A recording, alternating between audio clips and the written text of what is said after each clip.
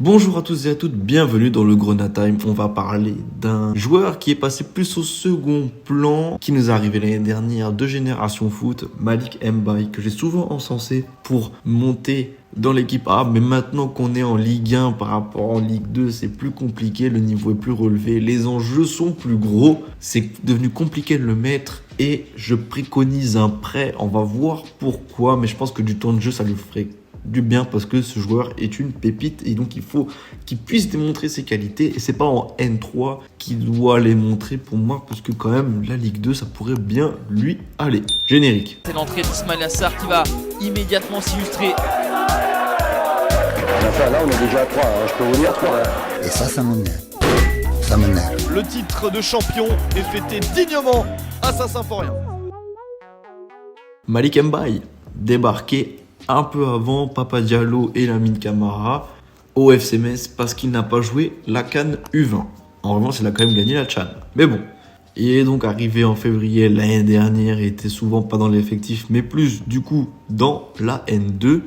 Et puis à partir des Chamois-Niortais, il a commencé à être dans le groupe, toujours dans le groupe. Il est rentré en jeu un peu à la fin des matchs, 10 minutes en Ligue 2, pas de quoi se réjouir. Championnat Afrique des Nations, une passe décisive quand même à se mettre sous la dent. Et en N3, c'est surtout là qu'il a été bon avec la N2 en 6 matchs, 2 buts.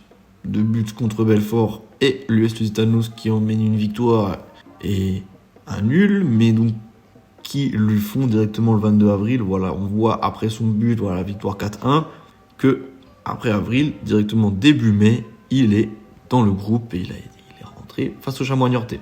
Si on parle de cette saison, on lui a fait confiance au début. Pourquoi ? Parce qu'il est rentré face à Rennes 26 minutes et puis après il a joué un match complet face à Marseille où on a été bon et il a été bon aussi dans l'ensemble. Après il a enchaîné des non-sélections dans le groupe. Il est rentré 27 minutes face à Strasbourg, une seule minute face à Nantes. Il est revenu dans le groupe, mais que sur le banc. Et voilà, on voit qu'on lui fait de moins en moins confiance. Surtout à droite, là, avec Kevin Van Der Kakov, parce que lui est vraiment ailier droit, offensif, bon, véloce, mais ailier droit. Et on a Kevin Van Der Kakov et l'association d'un défenseur droit, soit Maxime Collin, soit Kofi Kwao, qui lui gêne totalement la route parce que Kevin Van Der Kakov est précis dans les centres, il est quand même aguerri, il a 27 ans, il refait les efforts défensifs.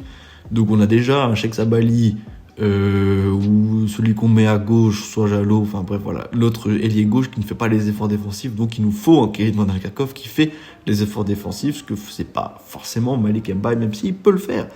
Il faut qu'il aille démontrer ses qualités offensives ailleurs, puisqu'il les a, puisqu'il est retourné dans la D3, et puis voilà, on voit que c'est pas forcément peut-être lui qui a mis les 4 buts, parce que non, c'est pas inscrit, mais en tout cas, il est plus après dans l'effectif, et il revient dans le groupe pro.